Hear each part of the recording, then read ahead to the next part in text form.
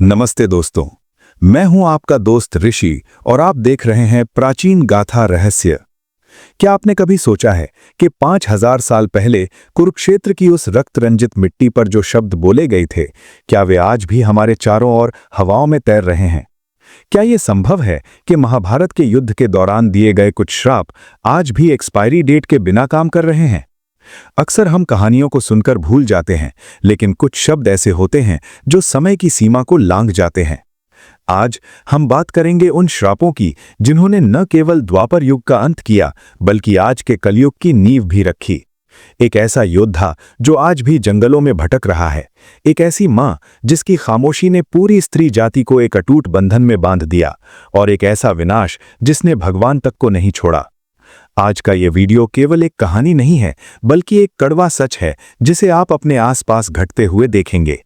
अगर आप आज के दौर में बढ़ती बीमारियां, रिश्तों में आती कड़वाहट और समाज के गिरते स्तर को देख रहे हैं, तो रुकिए, क्योंकि इसका जवाब महाभारत के उन पन्नों में छिपा है। तैयार हो जाइए, क्योंकि आज प्राचीन गाथा रहस्य में हम समय के पहिए को पीछे घुमाएंगे और उन रहस्यों को खोलेंगे जिन्हें सुनकर आपके रोंगटे खड़े हो जाएंगे। वीडियो को अंत तक देखिएगा, क्योंकि आखिरी श्राप सुनकर आप समझ जाएंगे कि दुनिया उस ओर क्यों बढ़ रही है जिसे हम प्रलय कहते हैं। हमारी सूची में पहला और सबसे भयानक श्राप है अश्वत्थामा का श्राप। महाभारत का युद्ध समाप्त हो चुका था, पांडव जीत चुके थे, लेकिन अश्वत्थामा के भीतर बदले की आग ठंडी नहीं हुई थी। उसने सोते हुए पांडवों के पुत्रों की हत्या कर दी और अंत में पांडवों के वंश को मिटाने के लिए अभिमन्यु की पत्नी उत्तरा के गर्भ पर ब्रह्मास्त्र चला दिया। भगवान श्री कृष्ण, जो शांति के प्रतीक थे, इस जघन्य अपराध को देखकर क्रोधित हो उठे। उन्होंने अश्वत्थामा के माथे से वो दिव्य मणि निकाल ली जो उसे भूख, प्यास और थकान से बचाती थी, और फिर दिया वो श्राप जो कलयुग का सबसे जीवंत रहस्य बन गया। श्री कृष्ण ने कहा, अश्वत्थामा, तूने जन्म लेने वाले बच्चों की हत्या की है, इसलिए तू युगों युगों तक इस पृथ्वी पर भटकता रहेगा। तेरे शरीर से मवाद और रक्त की दुर्गंध आएगी। तू मौत को पुकारेगा, लेकिन मौत तुझे नहीं आएगी। तू कलयुग के अंत तक कोढ़ और असाध्य रोगों से पीड़ित होकर जंगलों में भटकेगा। दोस्तों, आज 5000 साल बाद भी मध्य प्रदेश के असीरगढ़ किले और नर्मदा नदी के किनारों पर लोग एक विशालकाय आकृति देखने का दावा करते हैं। स्थानीय लोग कहते हैं कि एक ऊंचा व्यक्ति आता है, मंदिर में फूल चढ़ाता है और किसी से घाव पर लगाने के लिए मक्खन मांगता है। क्या ये महज एक अंधविश्वास है, या फिर श्री कृष्ण के उस श्राप की शक्ति जो आज भी एक योद्धा को मरने की अनुमति नहीं दे रही? अश्वत्थामा का ये श्राप हमें सिखाता है कि पाप की कोई एक्सपायरी डेट नहीं होती। कर्म का फल भुगतना ही पड़ता है, चाहे युग बदल जाएं। चलिए अब चलते हैं एक ऐसे श्राप की ओर जो आज भी हर घर और समाज में चर्चा का विषय रहता है। यह है धर्मराज युधिष्ठिर का स्त्रियों को दिया गया श्राप। जब महाभारत का युद्ध समाप्त हुआ, तब कुंती ने पांडवों को एक ऐसा सच बताया जिसने उनके पैरों तले जमीन खिसका दी। उन्होंने बताया कि जिस कर्ण को उन्होंने सूत पुत्र समझकर नफरत की, जिसे अर्जुन ने मार गिराया, वो दरअसल उनका सबसे बड़ा भाई था। युधिष्ठिर, जो सत्य और धर्म के प्रतीक थे, इस सच को जानकर टूट गए। उन्हें लगा कि अगर उन्हें यह सच पहले पता होता तो ये विनाशकारी युद्ध कभी न होता। अपने ज्येष्ठ भ्राता की मृत्यु का दुख और अपनी माता द्वारा इस रहस्य को छिपाए रखने के क्रोध में युधिष्ठिर ने समस्त नारी जाति को एक श्राप दे दिया। उन्होंने कहा, आज से कोई भी स्त्री किसी भी गुप्त बात या रहस्य को अपने मन में छिपाकर नहीं रख पाएगी। आज के दौर में ये एक मजाक की तरह लिया जाता है कि औरतों के पेट में बात नहीं पचती, लेकिन इसके पीछे का दर्द और दर्शन बहुत गहरा है। युधिष्ठिर का ये श्राप दरअसल पारदर्शिता का प्रतीक था। कलयुग में जहां धोखे और षड्यंत्र बढ़ रहे हैं, वहां रहस्यों का उजागर होना समाज के लिए एक चेतावनी की तरह है। क्या आपने कभी महसूस किया है कि आज के सोशल मीडिया के दौर में कुछ भी छिपाना कितना मुश्किल हो गया है? शायद धर्मराज के उस वचन का प्रभाव आज भी काम कर रहा है। अब बात करते हैं उस श्राप की जिसने स्वयं भगवान के वंश को समाप्त कर दिया। गांधारी का श्री कृष्ण को श्राप।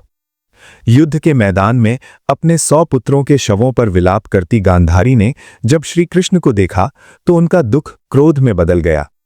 उन्होंने माना कि यदि कृष्ण चाहते तो वे अपनी माया से इस युद्ध को रोक सकते थे। गांधारी ने कांपते स्वर में कहा, हे द्वारकाधीश, जिस तरह तुमने मेरे कुल का नाश होने दिया, उसी तरह आज से 36 वर्ष बाद तुम्हारे यदुवंश का भी सर्वनाश हो जाएगा। तुम्हारी द्वारका समुद्र में डूब जाएगी और तुम स्वयं एक साधारण मृत्यु को प्राप्त होगे।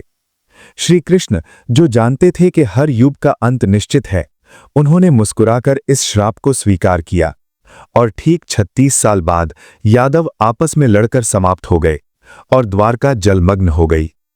ये श्राप हमें एक बहुत बड़ी सीख देता है। कलयुग में हम अक्सर सोचते हैं कि शक्तिशाली लोग कुछ भी कर सकते हैं, लेकिन गांधारी का श्राप बताता है कि समय और कर्म से ऊपर कोई नहीं है, स्वयं भगवान भी नहीं। अगर आपने गलत का साथ दिया है या न्याय नहीं किया, तो उसका फल आपको और आपके वंश को भुगतना होगा। ये जिम्मेदारी का पाठ पढ़ाता है। दोस्तों, क्या आप जानते हैं कि कलयुग की शुरुआत ही एक श्राप से हुई थी? अभिमन्यु के पुत्र राजा परीक्षित एक बार शिकार के दौरान प्यास से व्याकुल होकर शमीक ऋषि के आश्रम पहुंचे। ऋषि ध्यान में थे, इसलिए उन्होंने कोई उत्तर नहीं दिया। क्रोध में आकर परीक्षित ने एक मृत सांप ऋषि के गले में डाल दिया। जब ऋषि के पुत्र श्रृंगी को यह पता चला, तो उन्होंने श्राप दिया कि आज से 7वें दिन तक्षक नाग के डसने से परीक्षित की मृत्यु हो जाएगी। यही वो क्षण था जब कली यानी कलयुग के पुरुष ने राजा परीक्षित के मुकुट में प्रवेश किया। परीक्षित की मृत्यु के साथ ही द्वापर युग का अंत हुआ और कलयुग की शुरुआत हुई। ये श्राप आज भी सच हो रहा है। कैसे? राजा परीक्षित का वो कृत्य अहंकार का प्रतीक था। आज कलयुग में मनुष्य का अहंकार ही उसके विनाश का कारण बन रहा है। क्रोध में लिए गए फैसले और प्रकृति यानी नाग का अपमान आज भी हमें विनाश की ओर ले जा रहा है। दोस्तों, अब हम उस श्राप या कहें उस नैतिक पतन की बात करेंगे जिसने धर्मराज युधिष्ठिर के माथे पर एक ऐसा कलंक लगा दिया जिसे कलयुग आज भी भुगत रहा है। ये कहानी है महाभारत के 15वें दिन की। गुरु द्रोणाचार्य उस समय अजेय थे। पांडवों की हार निश्चित दिख रही थी। तब श्री कृष्ण ने एक ऐसी चाल चली जिसने युद्ध की दिशा बदल दी। उन्होंने भीम से अश्वत्थामा नाम के एक हाथी का वध करवाया और द्रोणाचार्य तक खबर पहुंचाई कि उनका पुत्र अश्वत्थामा मारा गया है। लेकिन द्रोण को विश्वास नहीं था। उन्होंने कहा, मैं केवल युधिष्ठिर की बात मानूंगा, क्योंकि वो झूठ नहीं बोल सकता। यहीं जन्म हुआ उस आधे सच का जो किसी भी पूरे झूठ से ज्यादा खतरनाक था। युधिष्ठिर ने कहा, अश्वत्थामा हतो हतः नरो वा कुंजरो वा, यानी अश्वत्थामा मारा गया पर मानव या हाथी। जैसे ही युधिष्ठिर ने हाथी शब्द बोला, श्री कृष्ण ने जोर से शंख बजा दिया ताकि द्रोण आखिरी शब्द न सुन सकें। जैसे ही युधिष्ठिर के मुख से वो आधा सच निकला, प्रकृति ने अपना फैसला सुना दिया। द्रोणाचार्य ने शस्त्र त्याग दिए और धृष्टद्युम्न ने उनका वध कर दिया। लेकिन क्या आप जानते हैं, द्रोणाचार्य की वो मौन पीड़ा और युधिष्ठिर का वो नैतिक पतन आज के कलयुग के लिए सबसे बड़ा अदृश्य श्राप बन गया।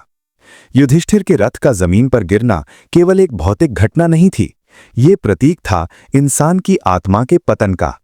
कलयुग में आज हम सब के पास सब कुछ है, पैसा, गाड़ियां, तकनीक, लेकिन शांति नहीं है। क्यों? क्योंकि हम युधिष्ठिर की तरह सुविधाजनक सच यानी कन्वीनियंट ट्रूथ बोलते हैं। हम उतना ही सच बोलते हैं जिससे हमारा काम निकल जाए। द्रोणाचार्य का वो अनकहा श्राप यही है कि जो व्यक्ति सत्य से विमुख होगा, उसका मन रूपी रथ कभी शांति की ऊंचाइयों पर नहीं उड़ेगा, वो हमेशा तनाव की मिट्टी में धंसा रहेगा। द्रोणाचार्य ने अपने शिष्य युधिष्ठिर पर भरोसा किया था। उस भरोसे के टूटने का परिणाम था एक महान गुरु का वध। आज कलयुग में आप देखिए, सबसे ज्यादा श्राप हमारे रिश्तों को लगा है। पति पत्नी, दोस्त, बिजनेस पार्टनर्स, आज हर रिश्ता आधे सच की बुनियाद पर खड़ा है। हम सच तो बोलते हैं, लेकिन उसमें स्वार्थ का शंख बजा देते हैं। परिणाम, विश्वास की हत्या। ये द्रोणाचार्य के उस दुख की निरंतरता है जो आज हर घर में महसूस की जा सकती है। युधिष्ठिर धर्म के प्रतीक थे, लेकिन उस दिन उन्होंने राजनीति की। आज कलयुग में धर्म और राजनीति इतनी मिल गई है कि पहचानना मुश्किल है। जब रक्षक ही भक्षक बन जाए या सत्य का मार्ग दिखाने वाला ही छल का सहारा ले, तो समाज का पतन निश्चित है।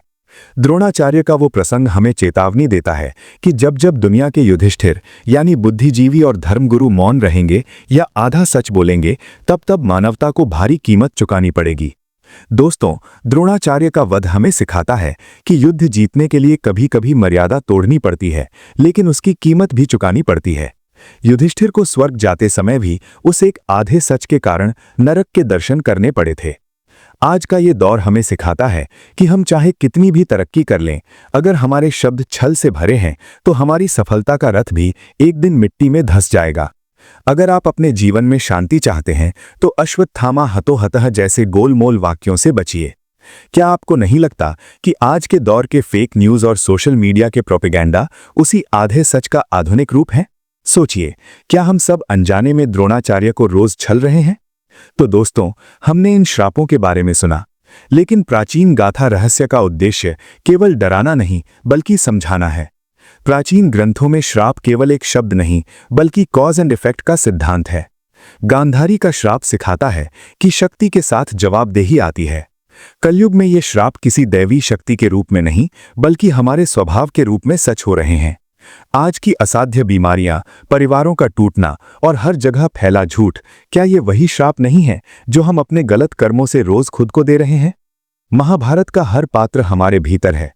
हमारे भीतर एक धर्मराज है जो कभी कभी झूठ बोलता है, एक अश्वत्थामा है जो बदले की आग में जलता है, और एक गांधारी है जो अपनों के मोह में पट्टी बांधे बैठी है। इन श्रापों का प्रभाव तब तक रहेगा जब तक हम अपने कर्मों को नहीं सुधारते। कलयुग का अंत कब होगा ये तो भविष्य के गर्भ में है, लेकिन हम अपने व्यक्तिगत कलयुग को आज ही समाप्त कर सकते हैं, धर्म, सत्य और प्रेम के मार्ग पर चलकर। दोस्तों, आपको क्या लगता है, क्या अश्वत्थामा आज भी हमारे बीच कहीं मौजूद है? क्या आपने कभी युधिष्ठिर के उस श्राप को अपने जीवन में सच होते देखा है? कमेंट्स में अपनी राय जरूर बताएं। अगर आपको ये जानकारी ज्ञानवर्धक और रोमांचक लगी तो इस वीडियो को लाइक करें और हमारे चैनल प्राचीन गाथा रहस्य को सब्सक्राइब करना न भूलें। हम ऐसे ही रहस्यों से पर्दा उठाते रहेंगे। अगले वीडियो में हम बात करेंगे कि भगवान श्री कृष्ण की द्वारका के वो अवशेष जो वैज्ञानिकों को समुद्र के नीचे मिले हैं, क्या वो गांधारी के श्राप का भौतिक प्रमाण है? जानने के लिए जुड़े रहें। सत्य ही सनातन है। जय श्री कृष्णा।